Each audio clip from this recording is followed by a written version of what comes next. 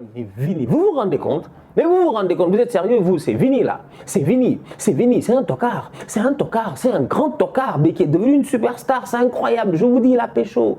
Il a une meuf, il a pécho. C'est pas possible parce que Vini, aujourd'hui, il est incroyable sur un terrain de foot. Je dis, il est léger comme une plume. Il est vif, je dis bien, comme un colibri. Il va trop vite. Je te dis, ses jambes, kirikou. We coming like leads and bringing that grease and slide on top corner then slide on my knees. My youngest they coming like Daniel Reese. My Lebanese tell me to grab on a whole nother fetish, a whole nother topic, a whole nother reason to stick to my logic. I learned from Mourinho, I speak, I'm in trouble. Wanna fuck, baby girl, wanna cuddle. I'm just single, just go me a double. That's a brace and being evasive. In your face, I never was subtle. Balotelli, fuck them niggas hate. Salam, salam outsider, le débrief commence maintenant. Après Arsenal ce matin, c'est le Real Madrid qui gagne 2-1 face à Elche. On va être très sérieux, le Real Madrid sans Karim Benzema. C'est un Real Madrid qu'on avait hâte de voir parce qu'on se demandait comment vont-ils réussir à performer sans l'attaquant. L'attaquant qui est en ce moment le meilleur peut-être au monde avec Robert Lewandowski bien entendu. Karim Benzema. Karim Benzema est au feu et est au four et au moulin. Karim Benzema claque but sur but. En ce moment, il est en feu. On va être très sérieux. Maintenant, Benzema n'est pas là. Dans ma tête, je me dis c'est Jovic qui va jouer. Mais Jovic, le problème, c'est que lui, je comprends pas. Je comprends pas. Franchement, Jovic, Ibrahimovic, tout ça dans ma tête, je pensais que le boy, c'était un bandit, un vrai bandit. C'est-à-dire un bandit de là-bas, un bandit serbe, un bandit bosniaque, un bandit, je sais pas, un vrai bandit. Sincèrement, Jovic, je pensais que c'était Hitman, que Jovic, il allait venir, il allait dominer encore une fois. Il l'a jamais fait. Je dis encore une fois, je ne sais même pas pourquoi je le dis.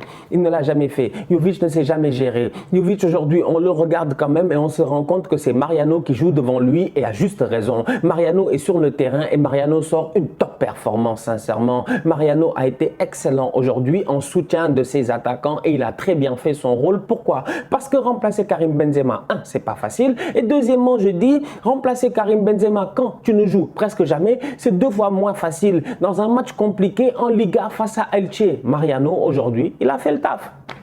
Il a fait le taf. Et c'est là où je me rends compte que Jovic, c'est un fainéant. Franchement, Jovic, moi, franchement, je pensais que c'était un vrai gars. Je pensais que c'était un gars, genre... Non, je pensais qu'il était méchant, quoi. Moi, je pensais qu'il était vraiment méchant.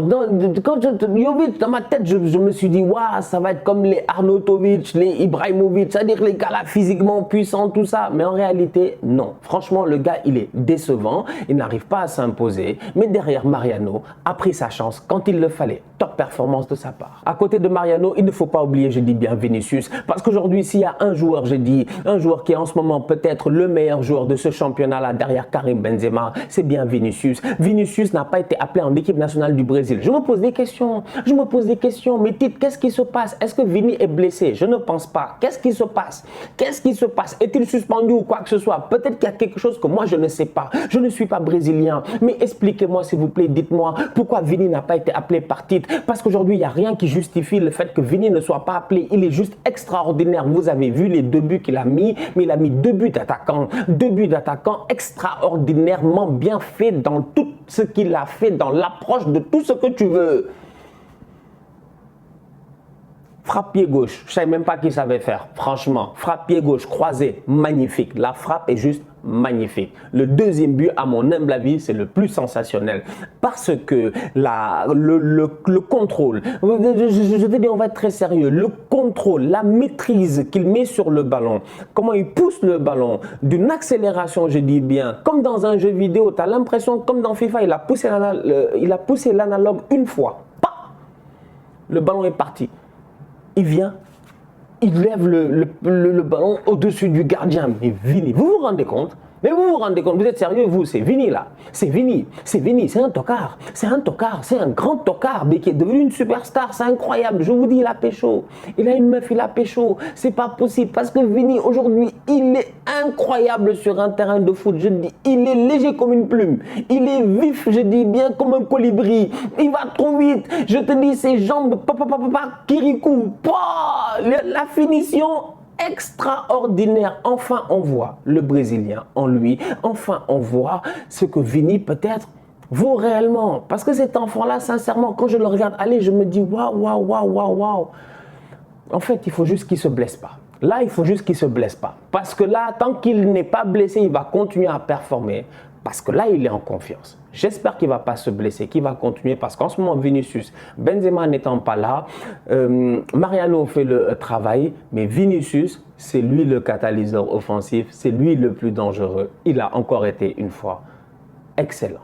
Casemiro, Modric et Toni Kroos, les trois au milieu, ils ont été excellents. Ils ont été impliqués sur les 3 buts du match. Sur les 3 buts du match, il y a 3 buts dans ce match-là. Si le milieu de terrain ne travaille pas, Vini n'est pas mis dans cette situation-là. Donc c'est le milieu de terrain qu'il faut plébisciter. Casemiro, Modric et Toni Kroos. 3 joueurs avec une expérience extraordinaire. 3 joueurs avec plus de 1000 matchs de Liga, si je ne me trompe pas.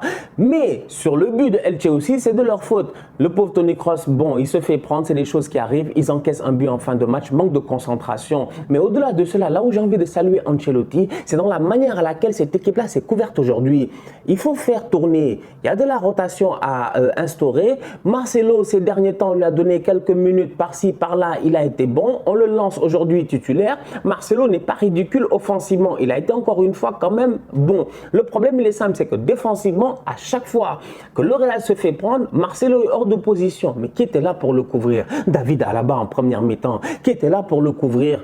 Thibaut Courtois pour faire les arrêts, qui était là pour le couvrir, Casemiro qui essayait de coulisser. Franchement, ils ont tous essayé, je dis bien, d'anticiper sur le fait que Marcelo allait se faire prendre. Et sincèrement, en toute honnêteté, ils l'ont bien fait. Et ça, c'était notable. Parce que moi, je regarde un match comme ça du Real face à Elche, je sais que Marcelo, c'est un point faible. Donc je regarde, je m'attends, je me dis, ah, il va faire des erreurs, on va le prendre au tournant. Mais non, il n'y a pas eu grande erreur qui a été faite. Pourquoi? Parce qu'il y avait toujours un Madeleine qui était là pour couvrir, pour aider, pour empêcher ou pour gêner, je dis bien, le joueur de Elche d'être dans une position favorable. Parce que Elche, aujourd'hui, on va être sérieux, c'est une équipe de raclos, c'est une équipe de guerriers. Sincèrement, c'est pas des Pastore, des Benedetto, je dis, c'est une équipe de guerriers. Ils ont fait un match très très décent, ils n'ont pas été mauvais. Mais le Real, défensivement parlant, ils ont encore une fois été très très bons. Prochain match du Real, c'est face au Shakhtar en Ligue des Champions. Ils n'ont pas le choix, il va falloir le gagner. Le Real est sur une lancée, je dis bien en ce moment, qui est très intéressante. Après le Classico, ils enchaînent en championnat. Le Real n'encaisse pas beaucoup de buts. Le Real est une équipe qui en ce moment a une belle assise défensive. Tu le vois à travers certains joueurs qui sont en confiance. David Alaba, Eder Militao, les latéraux sont en train de revenir. Ferland Mendy, tout ça. Tout le monde est impliqué. Marcelo, tu sens que vraiment Carlo Ancelotti, comme je dis, dans la rotation, dans l'implication, il est là. Mariano, on le lance, il est surprenant. Jovic, il doit se gérer. Asensio, aujourd'hui, il rentre. C'est vrai, bon, Rodrigo, c'est dommage, mais Asensio, il rentre, il n'est pas mauvais. En tout cas, bien meilleur qu'il l'a été ces derniers temps. Franchement, il y a quelque chose qui se passe au niveau du Real et je maintiens, je persiste et je signe. Carlo travaille et il travaille. Très bien. Prochain match du Real face au Shakhtar en Ligue des Champions. J'espère que vous serez là. Je serai là. D'ici là, la famille, on continue à liker, on continue à partager. On s'abonne, on s'abonne, on s'abonne. On est ensemble, on reste en santé. Tous outsiders.